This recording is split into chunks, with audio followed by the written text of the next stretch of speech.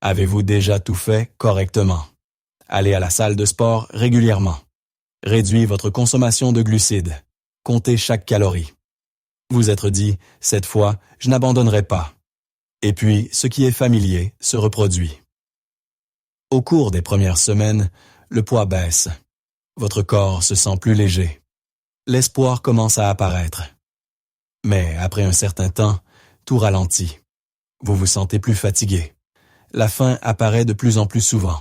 Et puis, vous vous retrouvez exactement là où vous aviez commencé. Pas parce que vous êtes le paresseux, pas parce que vous manquez de discipline. En réalité, 9 personnes sur 10 échouent exactement de cette manière. Et la plupart d'entre nous sont tombés dans ce cycle au moins une fois.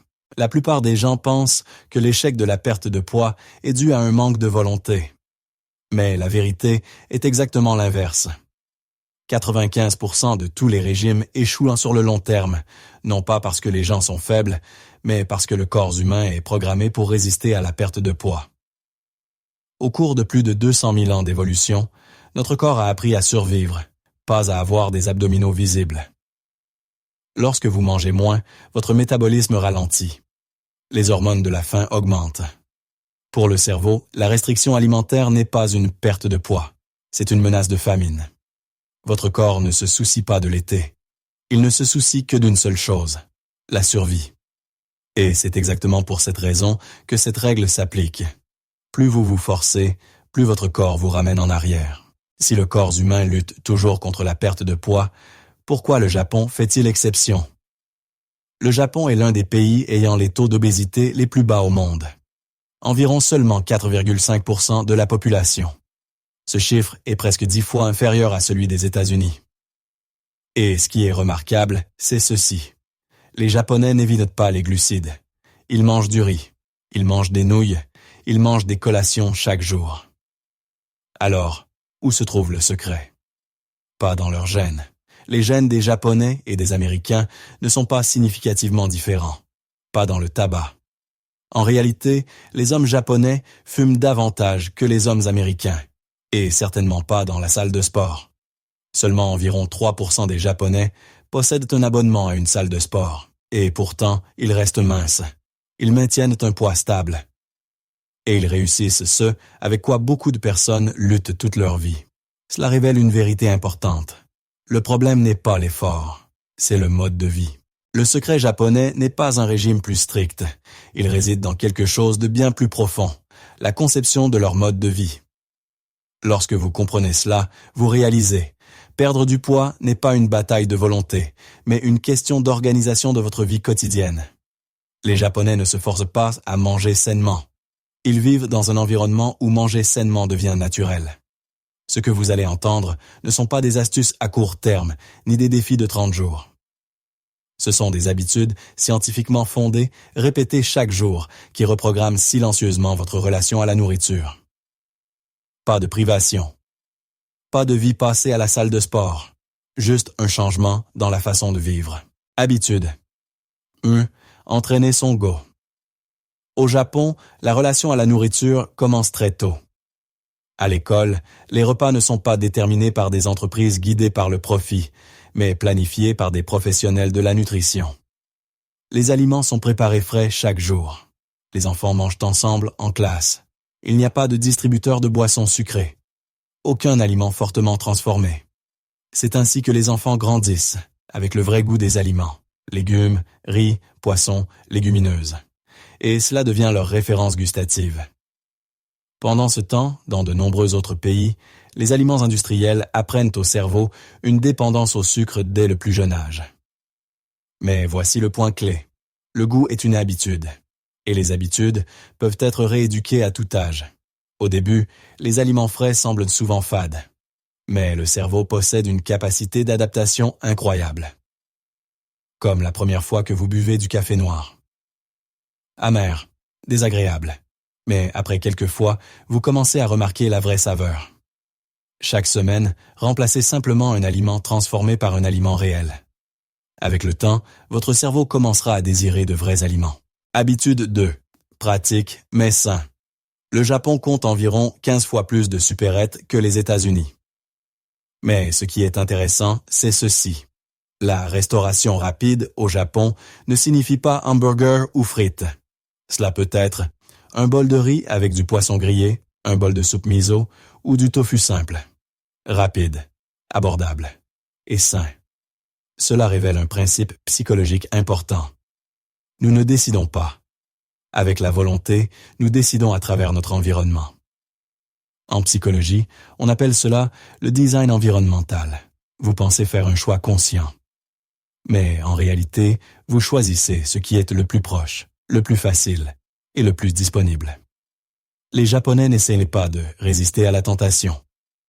Ils font du choix sain le choix par défaut. Si vous voulez mieux manger, ne vous blâmez pas.